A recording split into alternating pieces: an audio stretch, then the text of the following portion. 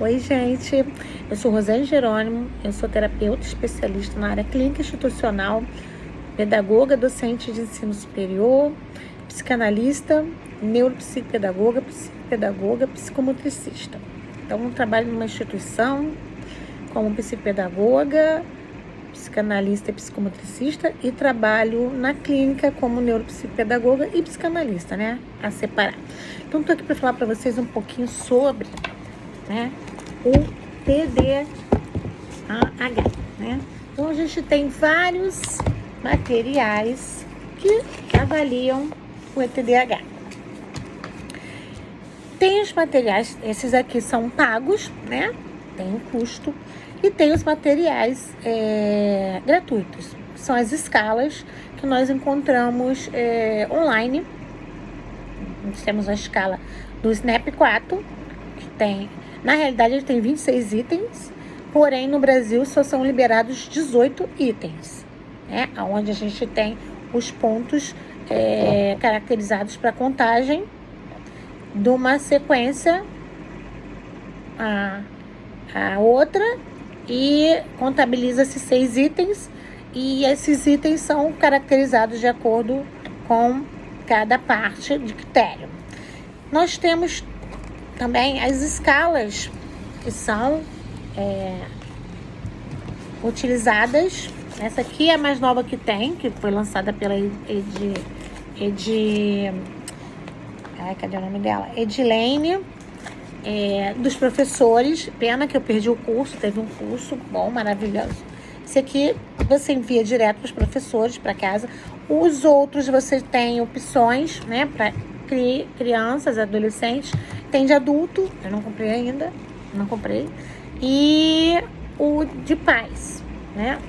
Você tem critérios a avaliar, você tem a escala, você tem a Conners, né? A Conner também, você tem a Conners, ó,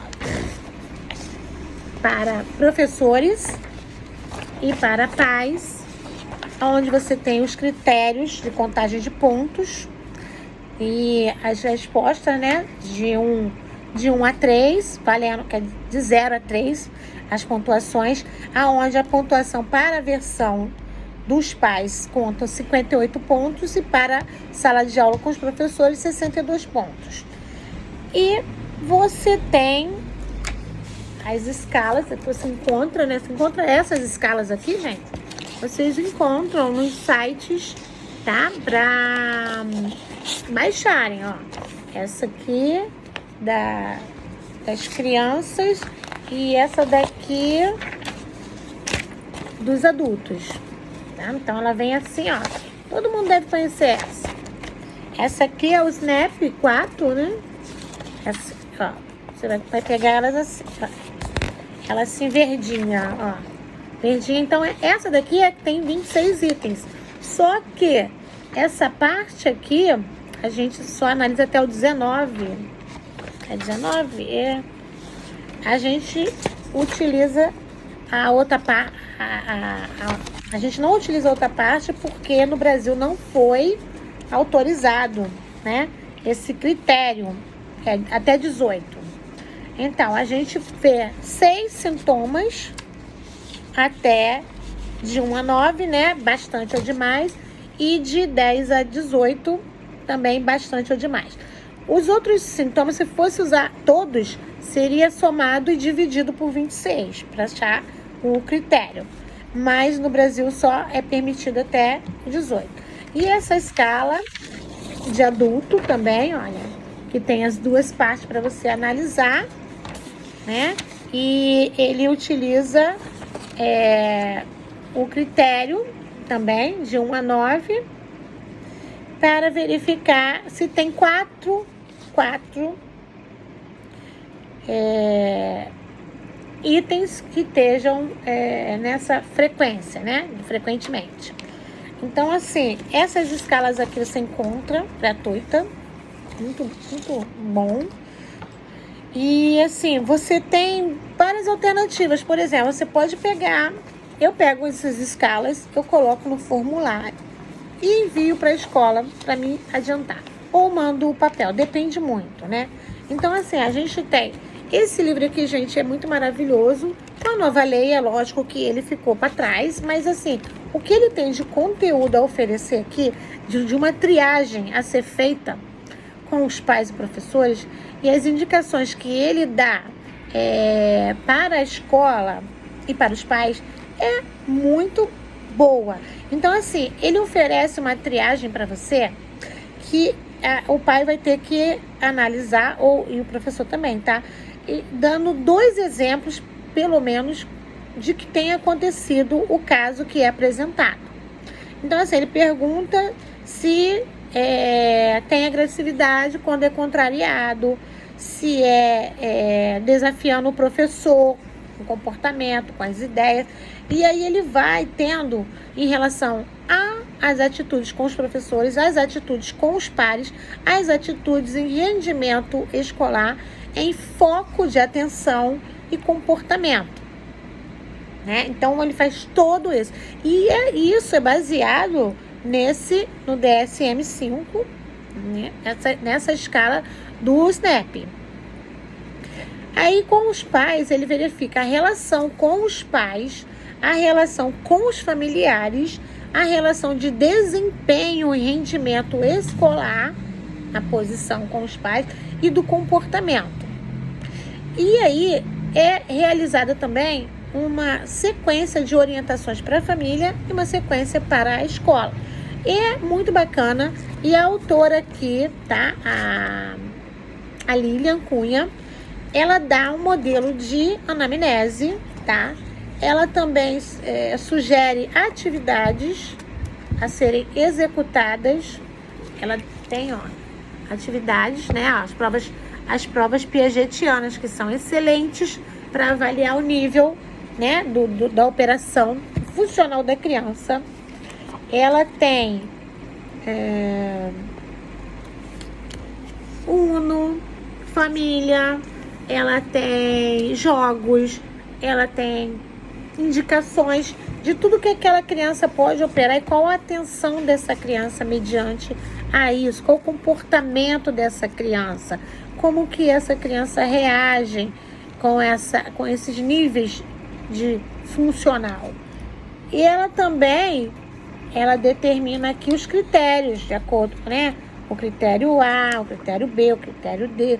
Ela dá as indicações de atividades lúdicas para a intervenção, para trabalhar com esse TDAH, com esse déficit de atenção. Ela trabalha essas funções com essa criança. Ela também determina aqui o caso, né, para a produção do relatório. Ela dá um feedback de um relatório de um paciente X, e ela dá essa discriminação muito boa. Ela também tem aqui, a escala do SNAP, tá? Do SNAP 4. Ela tem essa hipótese diagnóstica, né? Que é o levantamento de hipóteses que a gente dá para a área médica, quando a gente manda os resultados com a tabelinha. Ela dá a adequação curricular para a prática pedagógica. E também gosto muito do livro aqui, tá? Dos pais, que tem todas as determinações, tá? Pra gente entender o escalamento dessas crianças, os resultados. E também dá, tá? Como que você deve fazer a sua avaliação quantitativa. Se você não sabe, você precisa comprar, tá? Os livros para te orientar. Então, assim, você precisa entender como é analisado o fator de acordo com a escala que você vai aplicar. Então, assim, o resultado da regulação emocional, qual é o fator alto, baixo, o fator da hiperatividade, impulsividade, o fator do comportamento adaptativo, o fator da atenção. Então, ele te mostra, tá, um caso também sendo, olha, operacionado, corrigido, tá? Aonde ele tem a escala para você e tem a síntese desse caso. Ele mostra para você a síntese desse caso e te dá uma base para você montar o seu relatório técnico, tá bom? Então, assim, tudo é ótimo aqui, maravilhoso, para você entender o que seja essa parte de escala do TDAH. Então, ele aqui, ele comenta para você como é que é feita a operação do déficit de atenção, da hiperatividade, quantos itens tem. No TDAH que você faz com a criança, né? Também a gente tem aqui o exemplo da correção do caso, apresentação do caso, a idade do caso, a tabela, a síntese do caso, né? Você tem a verificação do fator, tá? Do fator 1, do 2, do 1 hiperatividade, 2 déficit, tá? Então, você vai analisar o caso. Você tem as tabelas, tá? Com percentil, os scores.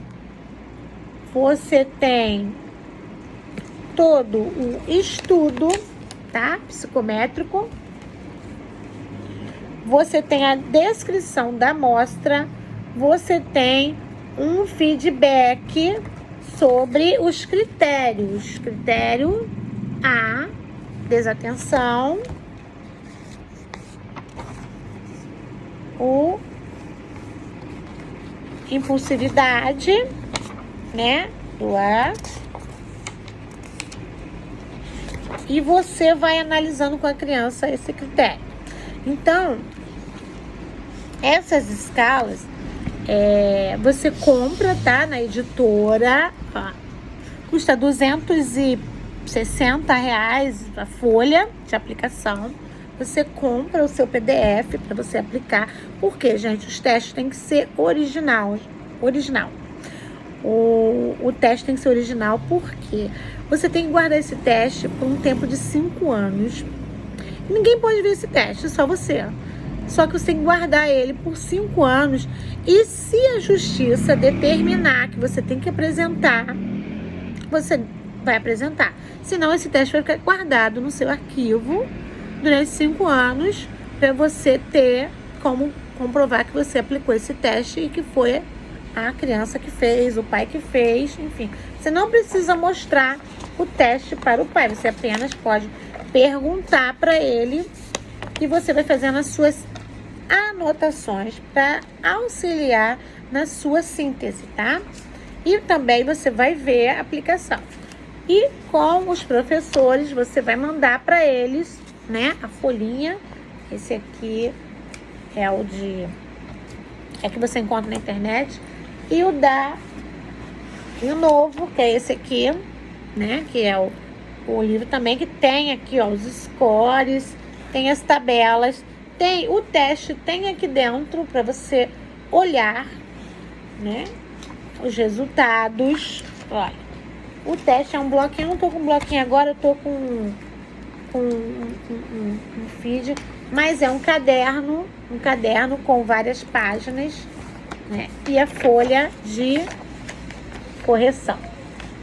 Então, dentro dele também vem, tá? O ano escolar, tudo que tem, a folha de correção, olha. Aqui a folha de correção, onde ele dá também esse feedback e mostra para vocês essa versão dos professores, né? E como é que foi esse aluno. E ele tem uma pequena introdução para perguntar para a professora. E ele tem os indicadores, né? Os indicadores, onde ele vai analisar o déficit de atenção, comportamento, problemas de aprendizagem. Muita gente fala que Ah, mas neuropsicopedagogo não analisa o comportamento. Não, não é, não analisa o comportamento mesmo. O comportamento que é analisado é esse funcional dele na escola, em casa e no meio da sociedade. Esse comportamento, esse ajuste de acordo com essa operação de transtorno que a gente tem que avaliar, né? É essa que é a nossa finalidade. A gente utiliza o baralho, né, para caracterizar se a criança reconhece a emoção que ela deve ter, né? Ela está visualizando, se ela reconhece essa expressão facial, se é essa prática. Então, assim, a gente faz essa busca dessa funcionalidade, desse comportamento mediante a essa operação, essa funcionalidade da criança. Se ela tem essa oposição ou se ela tem essa hiperatividade. Então, não é uma análise emocional, né? Ela quer saber como que o cérebro opera mediante a essa função, né, de correlacionar com o outro, correlacionar com os lugares. Então, assim, é muito bom, você tem bastante material para estar analisando, rastreando o déficit de atenção e a hiperatividade e impulsividade. E quando você faz o seu relatório técnico, né, você emite nele a sua síntese. Você vai botar lá e você vai analisar isso num paciente que tenha o caso por mais de 6 meses, que é o indicado. E agora, com essa lei que saiu 30 de novembro de 2021, do TDAH, da dislexia e desses distúrbios de dificuldades na linguagem, vai ser melhor. O profissional vai ter como capacitar o professor. O professor está mais habilitado a produzir um relatório aonde ele vai pontuar esses sinais, porque o professor está na sala de aula. Quem melhor para avaliar esse aluno é esse professor. E todas essas escalas não são materiais restritos, tá? Ele é um material que o pedagogo pode usar, o fono pode usar, o especialista pode usar. Inclusive, teve até uma pessoa, né, que está fazendo pós-graduação em psicopedagogia e questionou um post meu de capacitação para os professores que já tem na grade deles a função de verificar o posicionamento do aluno, analisar os aspectos que ele falha e fazer relatório. Então, assim, a pessoa questionou que isso é trabalho do psicopedagogo. Não é trabalho do psicopedagogo somente. O professor estuda. O professor é habilitado a identificar as dificuldades do aluno, a ensinar esse aluno, a relatar sobre esse aluno, e a escola já tem a obrigação de encaminhar esse aluno mediante a queixa do professor. Então, gente, a lei só veio para auxiliar e dinamizar mais, agilizar mais esse caso, para que o professor faça mais detalhes, enriqueça o relatório dele e encaminhe para a área médica, tá? E o psicopedagogo, o neuropsicopedagogo, o terapeuta educacional vai auxiliar nessa produção, porque ele vai depender do relatório do professor, tá? Então, assim, o pedagogo já estuda para isso, já é capacitado para isso, para fazer esse rastreamento. Ele faz esse rastreamento diariamente e faz os relatórios que ele já faz convencionais direto durante o ano inteiro. Só que agora ele vai fazer um relatório mais preciso para que a escola encaminhe para a área médica específica. Tá bom, gente? Então, se gostou, dá um like, curte, compartilha, faz uma mentoria comigo, tá? Uma mentoria de 1h30, onde você pode aprender muito mais, onde você pode aprender uma anamnese completa para essas áreas que você quer descobrir, tá bom? Então, ó, deixa um like aí, curte, compartilha, porque o YouTube, ele tem que entender que o vídeo é útil. E assim, vocês não dão curtida, não compartilham, o YouTube bota lá para baixo ou então bloqueia as minhas postagens, tá bom, gente? Então, ó, tudo de bom para vocês. Me segue lá nas redes sociais.